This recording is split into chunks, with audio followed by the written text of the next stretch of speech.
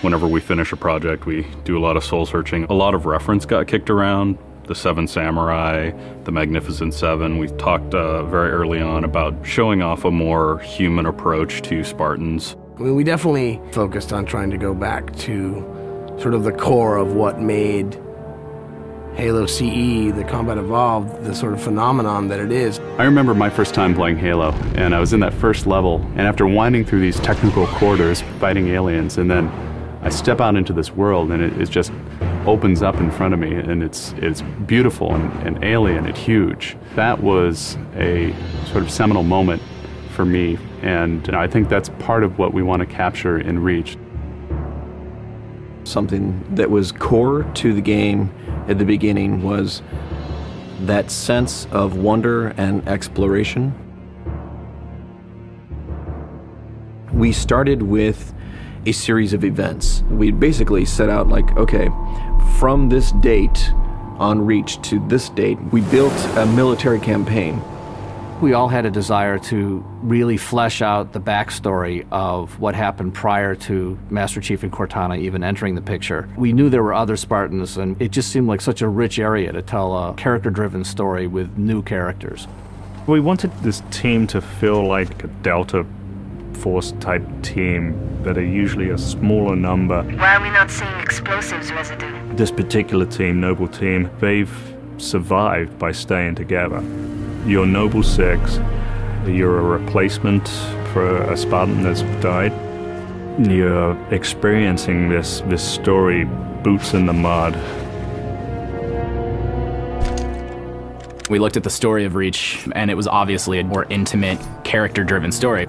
We really needed the attention to real-world detail, trying to make these characters' faces really feel like believable. We started everything over from scratch, came up with a whole new rig for how we animate faces and also how we approach like texturing them, modeling them, everything, and just put a lot more time. Difference about a couple million polygons. We absolutely want Reach to tell a human story, and that's going to require us to invest significantly into higher fidelity models, much more open environments, larger numbers of AI than ever before in a Halo game. To pull off the vision for what we had for this game, we ended up gutting almost every part of the engine, retooling things to make it run faster, to make it run better, it looked better. We had to throw out all of our technical systems. We had to then throw out the content that went with it because that content didn't represent the new bar we were going for. Copy that, on our way. Don't need command to tell me. Been on hers half my life. Let's shoot it. We've got a great team of guys, and they could take motion capture and they could make the poses way more dynamic, way more expressive. Those changes bring out the life, they bring out the style of our characters. We had probably 4 times the amount of polygons to play with this time around, which gave us a lot more freedom and creativity in what we wanted to achieve. When you look at total engineers that are actually putting code that are actually affecting this game, I mean, it's massive, 30 plus guys. It's crazy. When you shoot a rock face, you'll see sparks, rock chips, dust. In Halo 3, we had a maximum of 100 colliding particles. In Halo Reach, we have thousands. We've got much more customizable Spartans than we've ever had in the past. The number of polygons we can draw at one time has skyrocketed. It's changed the way we build things up close as well as out far. This is where Noble Team arrives, and then you're going to work your way down, all the way down these terraces.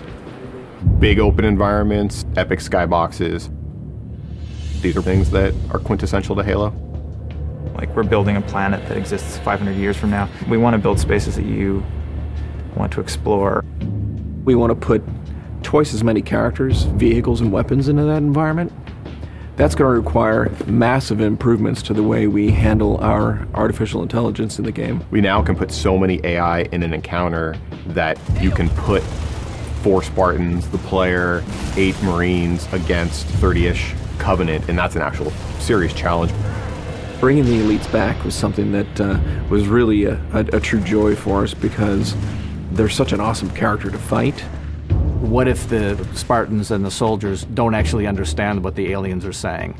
What's that going to feel like? What if we can get back to having the aliens feel really alien and threatening? The these people and this planet and this story deserve something new and different. Just a different underlying sense of tragedy, heroism. We're rebuilding everything from the ground up. You have to walk this very fine balance. We want to add new things, but we don't want to rough up anybody's baby. I mean, that's the whole thing about the crazy sausage that is Bungie's Halo Reach ODST universe, is that we've sort of developed this gameplay that every person sort of has the different things about it that they like, and I still think that we still struggle to figure out exactly what, you know, like what can we add or remove without pissing off certain people of the population. We looked at the Halo 3 assault rifle, and it really does feel kind of dated. It fit the tech then, but now we have all of these new polygons to play with. We went to a lot of trouble to sort of ground the weapons and the vehicles more in this sort of more real, more gritty world. We refined a lot of the weapons to push them into their particular role, and that role is defined a lot by range and the range of combat that you're going to play. For instance, the DMR, which is a sort of medium to long range suppression marksman rifle.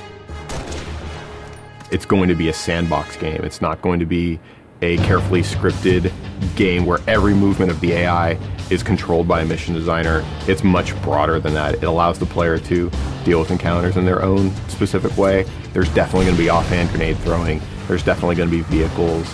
There's definitely going to be a large number of weapons that are incredibly powerful, incredibly accurate, that allow the player to feel like a badass. Now, if you melee him in the back of the head like you really mean it, you're holding down on the button, and you will launch into this more elaborate animation sequence. It's going to be a very different campaign experience for people overall. We're doing stuff in the campaign that people absolutely won't expect from a Halo game.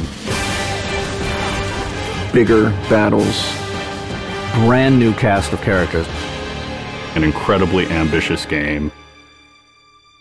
Every neuron in my head is firing with just reach, reach, reach. We knew from the beginning what the end was going to be. This is the definitive Halo made by the people who created Halo.